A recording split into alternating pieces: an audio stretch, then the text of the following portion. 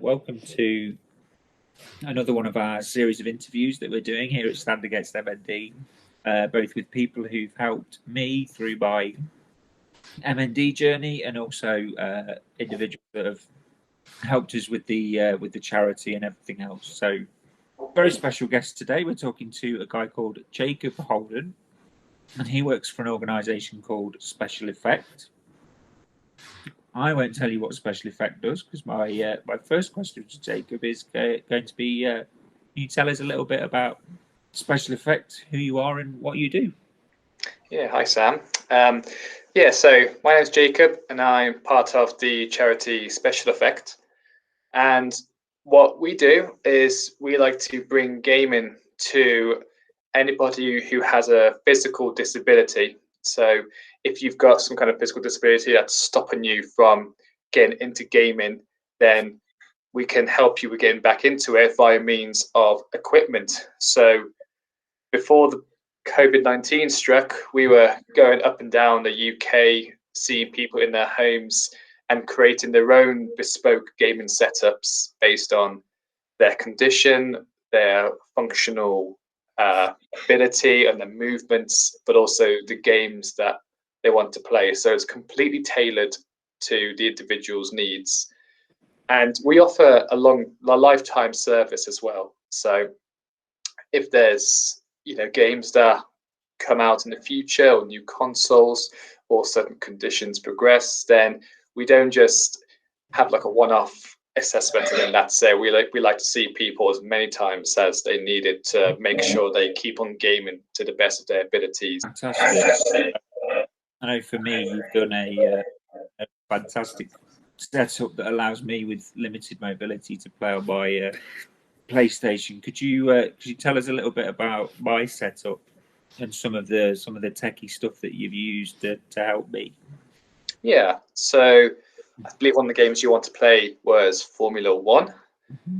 So we like to look at driving games as a nice kind of starting point for someone who is maybe looking into gaming or hasn't gamed for a long time, because the controls in driving games are generally a lot more simple compared to larger games like Grand Theft Auto, Red Dead Redemption 2, as they require a lot more buttons and joysticks to play. However, with driving games, you can typically get away with just one joystick and a couple of buttons to brake and accelerate from a very, very minimal point of view. So with Sam's setup, we managed to get a few external switches, and with these switches are plugged into what we call the Xbox adaptive controller. And what that is, it's an Xbox product that allows you to plug in external switches and joysticks, and you can position them to anywhere where you're able to access them. And because Sam is on the PlayStation, we cannot get the Xbox adapter controller working just by plugging it in. So we have to use an adapter to trick the controller into thinking that it's a PlayStation controller. And so with that, we managed to position a few switches based around Sam's movement, including his feet, because Sam likes to pose feet up whilst gaming, because who doesn't? Yeah. And has the switches that are positioned on the inside of his legs. And we used these analog triggers, which the more you push them down, then the more power you get from the button. So for driving games, that's pretty core. So the more you push down these triggers, then the faster you will accelerate and the more you'll brake, etc. And because Sam is able to roll his feet inwards, that was the best way that we can access those switches. So we positioned them on a Velcro tray that we positioned on the footrest, and then some what we call Maxxis wedges, which are these little wedges that have little Velcro bits on them where we can attach the switch to, and they stay pretty well where they're meant to be, and Sam is able to access switches by just rolling his feet onto the triggers. And then for other switches, like going into menus and coming out of them, I believe we position some very lightweight touch switches on the arms of your chair. where you're able to use one of your fingers to access them. And at some point, we also put an elbow switch Yeah. at one point as well on your, I think it's your left elbow, where you're able to bring your elbow back and access the switch that way. So that's how we work generally. Is we find the movement of the person and we figure out where we can position switches, and we want to make it comfortable for the individual as well. We don't want to ever make them sort of fatigued or painful. We always try to make it within their boundaries. Yeah.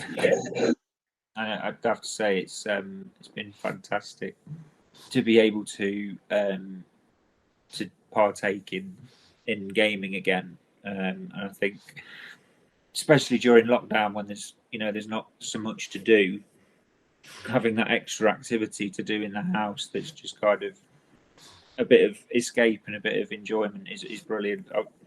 So I've thoroughly enjoyed finding out about Special Effect, and the setup's fantastic.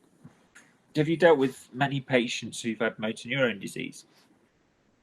Yeah, we have. That is one of our, I guess, core conditions that we work with. We work with such a wide range. Anyone with a physical disability qualifies for our support. And it's always so important to have a chat with the individual who wants to game, because everybody's different. Someone who may have MND may have different levels of movement compared to someone else with it. And because it's progressive as well, that also definitely impacts our judgment on what equipment might work for the individual. So it's always really imperative that we just have a discussion with the individual and just really know what movements they have, just so we have a better idea where we can position certain switches or joysticks or other bits of tech, like using voice controls to access games. Certainly for people with motor neuron disease, and I know that quite a number of them follow our charity. Obviously, when it progresses to its fullest, physical limitation becomes almost complete. And I know there's a lot of people use eye gaze technology on our page, and I've seen on your website, and that you can even use eye gaze to control steering on some driving games, as you were describing. So even almost being totally physically limited isn't a complete barrier to gaming for you. That's true, isn't it? Yeah, that's true. And there's eye gaze is certainly become a lot more prominent as the years are going by. We've got what we call the iMine program, which is basically it's Minecraft, but you can play it by just using your eyes. And this is a free-for software as well that you can download from our website. And we've just done an update which has just included a lot more controls to the game, and we can thank our wonderful special effect worker Kirsty, who has put all our efforts together to create this this incredible system, which has helped a lot of people who only have eye movement to access Minecraft, which is one of the most popular games you could imagine today. Yeah, and it's your creation as well. So having that freedom with when you are so physically limited must be a fantastic experience. I think that's a wonderful thing that you've done. Mm. Obviously, I've been really amazed since having my setup done at how much equipment there is that can allow me to do that. Do you find that you deal with more adults or children? Ooh.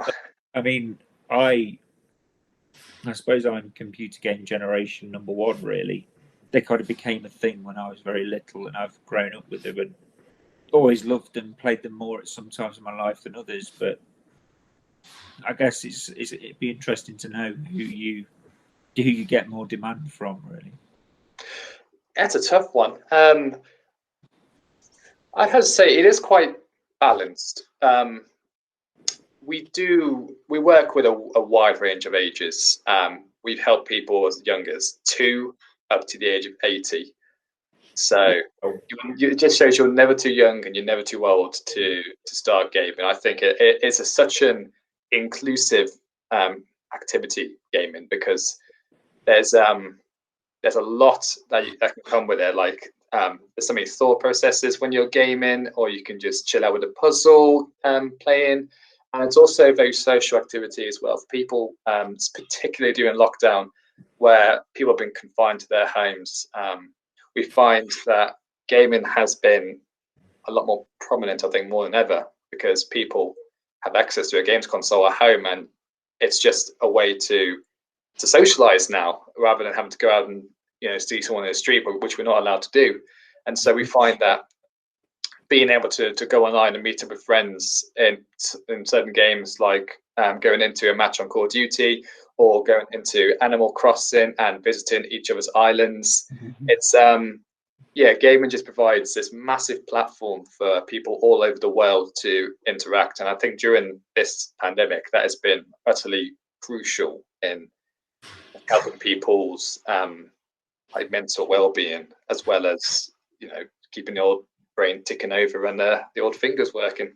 Obviously, this is a free of charge service for anybody who has a physical disability, and it's also a lifetime service. So for a progressive condition such as mine, you will continue to support me to play whatever games I can for as long as I can, which I didn't know when I first inquired, and is absolutely fantastic. If you could just tell us what people should do if they want to get in touch with you to inquire about their own needs, that would be great. Yeah, absolutely. If you just head over to our website, specialeffect.org.uk, I think that's right. If you go onto the contact us page, and there'll be a form to fill out. If you just fill out that form, and then eventually your inquiry will be passed on to one of our occupational therapists, including myself. So I could be helping you game. Who knows? Just got any? If you want advice or anything like that, just get in touch, and we'll see what we can do. Thank you very much, Jacob. I really appreciate it. Pleasure.